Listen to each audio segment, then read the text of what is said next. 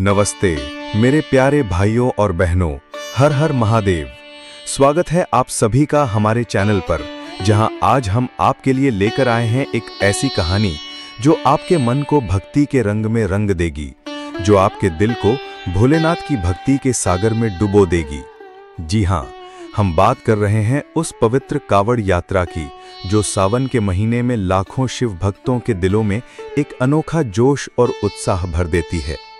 सावन का महीना, जब चारों ओर हरियाली बिखर जाती है, जब बादल गरजते हैं और जब मां गंगा की लहरें भोले बाबा के जयकारों से गूंज उठती हैं।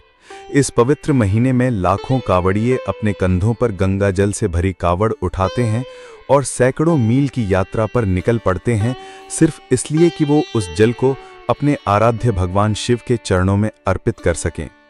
ये यात्रा केवल पैदल चलने की यात्रा नहीं है, बल्कि ये एक ऐसी यात्रा है जो मन को शुद्ध करती है, आत्मा को भक्ति से जोड़ती है और हर भक्त को भोलेनाथ के और करीब ले जाती है।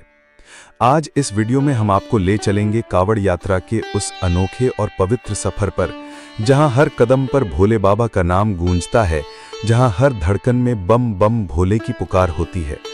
ये कहानी है उन लाखों भक्तों की जो थकान, गर्मी और बारिश को भूलकर सिर्फ एक मकसद के लिए चलते हैं, अपने भोलेनाथ को प्रसन्न करना। तो आइए इस पवित्र यात्रा की शुरुआत करते हैं और डूब जाते हैं शिव भक्ति के उस अनमोल सागर में। हर हर महादेव।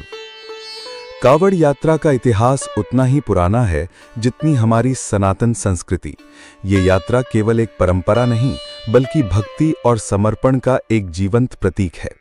पौराणिक कथाओं के अनुसार कावड़ यात्रा की शुरुआत तब हुई जब लंकापति रावण, जो भगवान शिव के परम भक्त थे, ने अपने आराध्य को प्रसन्न करने के लिए गंगा जल से शिवलिंग का अभिषेक किया। कहते हैं कि रावण ने अपनी तपस्या और भक्ति से भोलेनाथ को प्रसन्न किया और उनके आशीर्वाद से अनेक सिद्धियां प्राप्त की। ये कथा हमें बताती है कि भोलेनाथ कितने भोले हैं। वे अपने भक्तों की सच्ची भक्ति से तुरंत प्रसन्न हो जाते हैं। एक और पौराणिक कथा है राजा भगीरथ की, जिन्होंने अपनी कठोर तपस्या से मां गंगा को धरती पर उतारा। भगीरथ का उद्देश्य था अपने पूर्वजों का उद्धार करना, और इसके लिए उन्होंने गंगा जल को भगवान शिव के चरणों में समर्पित किया।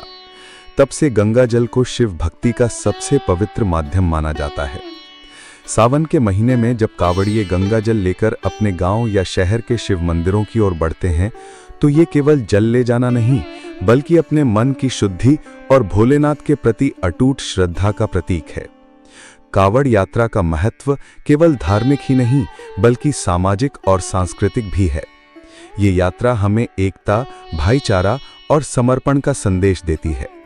हर साल लाखों भक्त हरिद्वार, गौमुख, गंगोत्री और सुल्तानगंज जैसे पवित्र स्थानों से गंगा जल लेकर निकलते हैं।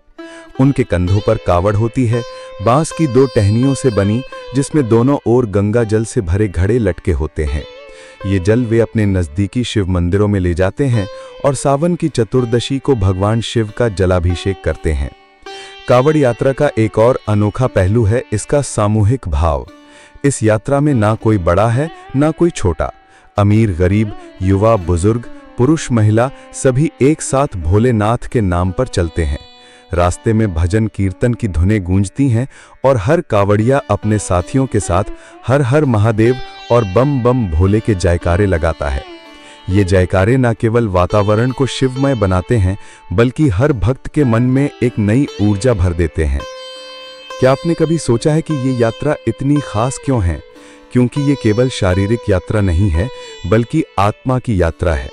कावड़िए अपने मन की हर इच्छा, हर दुख, हर चिंता को भोलेनाथ के चरणों में समर्पित कर देते हैं और बदले में केवल एक ही चीज मांगते हैं, उनका आशीर्वाद। ये भक्ति का ऐसा रूप है जो न केवल मन को शांति देता है, बल्कि समाज को भी एकता का संदेश देता है। कावड़ यात्रा की शुरुआत होती है मन में भक्ति के ज्वार से।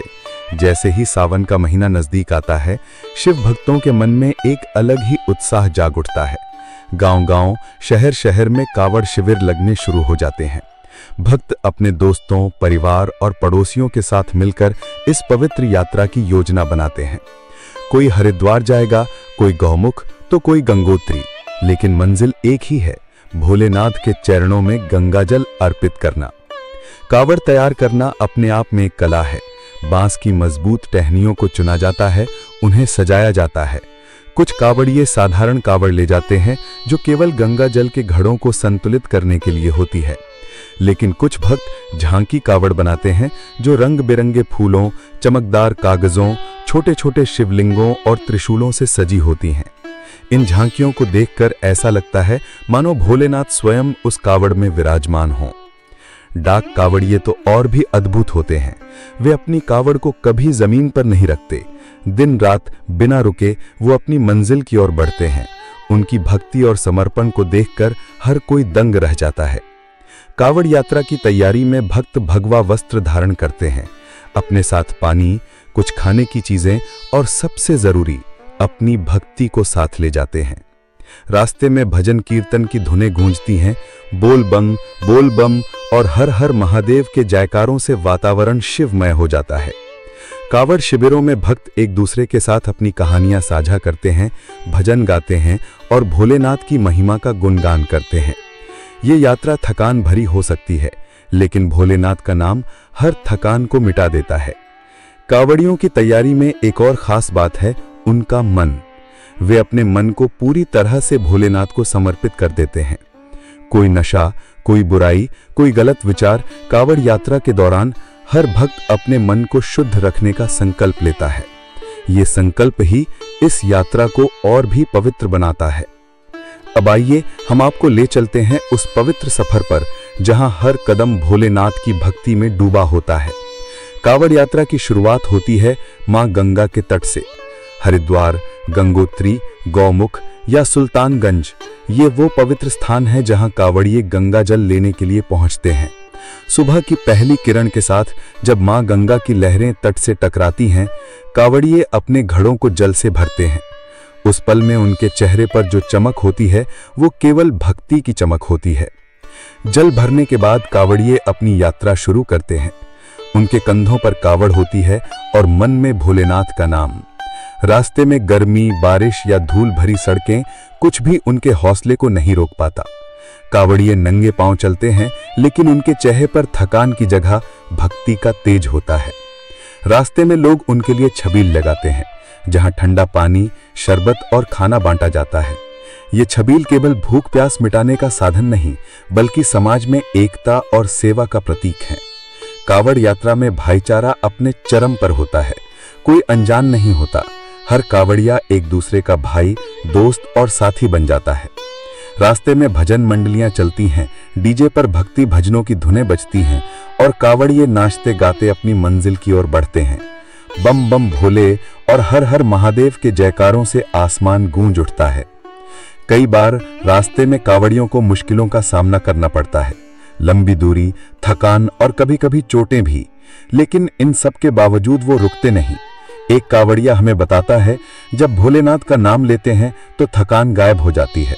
ऐसा लगता है मानो बाबा खुद हमारे साथ चल रहे हों। ये भक्ति का ऐसा जादू है जो हर मुश्किल को आसान बना देता है। रास्ते में कई लोग कावड़ियों की सेवा में जुटे रहते हैं। कोई उनके पैर दबाता है, कोई चिकित्सा शिविर लगाता है, तो कोई भोजन बांटता है। ये सेवाएं केवल कावड़ियों के लिए नहीं, बल्कि भोलेनाथ की भक्ति का हिस्सा हैं। हर साल लाखों लोग इस यात्रा में शामिल होते हैं और हर कोई अपने तरीके से भोलेनाथ की सेवा करता है। कावड़ यात्रा का सबसे पवित्र क्षण होता है जब कावड़िया अपने गंतव्य पर पहुंचता है, अपने गांव या शहर का शिव मंदिर। सावन की चतुर्दशी को जब कावड़िए मंदिर के गर्भगृह में प्रवेश करते हैं तो उनके चेहरों पर एक अनोखी शांति और संतुष्टि होती है। वे अपने कंधों से कावड़ उतारते हैं और गंगा जल से भरे घड़े को भगवान शिव के शिवलिंग पर अर्पित करते हैं। जलाभिषेक का यह क्षण इतना पवित्र होता है कि उसे शब्दों में बयां करना मुश्किल है। जब गंगा जल शिवलिंग पर गिरता है तो ऐसा लगता है मानो मां गंगा और भोलेनाथ का मिलन हो रहा हो। मंदिर में घंटियों की आवाज, भजनों की धुन और भक्तों के जयकारे सब मिलकर एक ऐसा माहौल बनाते हैं जो हर किसी को भक्ति के रंग में डुबो देता है। कई मंदिरों में, जैसे दिल्ली का गौरी शंकर मंदिर, मेरठ का औघड़नाथ मंदिर या वाराणसी का काशी विश्वनाथ मंदिर, सावन के महीने में भक्तों की भीड़ उमड़ पड़ती है। कावड़िए घंटों लाइन में खड़े रहते हैं, लेकिन उनके चेहरे पर कोई शिकायत नहीं होती। वे बस यही चाहते हैं कि उनका जल भोलेनाथ तक पहुंचे। जलाभिषेक के बाद कावड़िए अपने मन की मुराद मांगते हैं। कोई अपने परिवार की सुख शांति मांगता है, कोई अपने बच्चों के उज्जवल भविष्य की कामना करता है, तो कोई अपने दुखों को भोलेनाथ के चरणों में समर्पित कर देता है। भोलेनाथ, जो भोले बाबा कहलाते हैं, अपने भक्तों की हर पुकार सुनते हैं। आज के समय में कावड़ यात्रा का स्वरूप और भी भव्य हो गया है। सोशल मीडिया और यूट्यूब ने इस यात्रा को एक नया आयाम दिया है। कावड़िए अपनी यात्रा के वीडियो बनाते हैं, भक्ति भजनों को शेयर करते हैं और अपनी कहानियां दुनिया तक पहुंचाते हैं। डीजे और लेजर लाइट्स के साथ झांकी कावड़ें आज की यात्रा का एक नया रंग बन चुकी हैं। प्रशासन भी इस यात्रा को सुचारू रूप से चलाने के लिए कड़ी मेहनत करता है। सड़कों पर सुरक्षा, चिकित्सा शिविर और ट्रैफिक प्रबंधन, ये सब कांवड़ियों की सुविधा के लिए किया जाता है। समाज के लोग भी इस यात्रा में बढ़ चढ़कर हिस्सा लेते हैं। कोई छबील लगाता है, कोई लंगर बांटता है, तो कोई कांवड़ियों के लिए रास्ते सजाता है। कांवड़ यात्रा आज केवल एक धार्मिक यात्रा नहीं, बल्कि एक सामाजिक उत्सव बन चुकी है।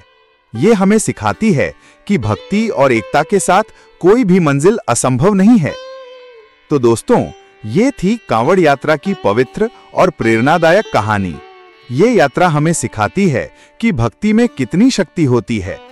ये हमें सिखाती है कि जब मन में सच्चा विश्वास हो तो कोई भी मुश्किल बड़ी नहीं होती।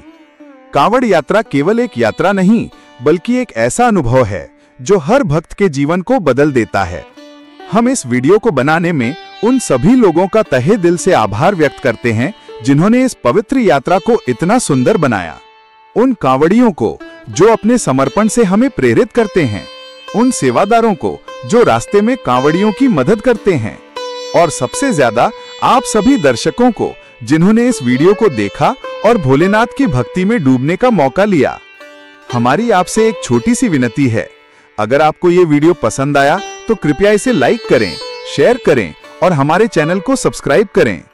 हमारे चैनल पर ऐसी ही भक्ति और प्रेरणा से भरी वीडियो देखने के लिए बेल आइकन दबाना ना भूलें। आइए हम सब मिलकर भोलेनाथ की भक्ति का ये संदेश दुनिया के कोने कोने तक पहुंचाएं। अंत में एक बार फिर से उन भोलेनाथ का जयकारा, जिनकी कृपा से ये संसार चल रहा है। हर हर महादेव, बोल बम।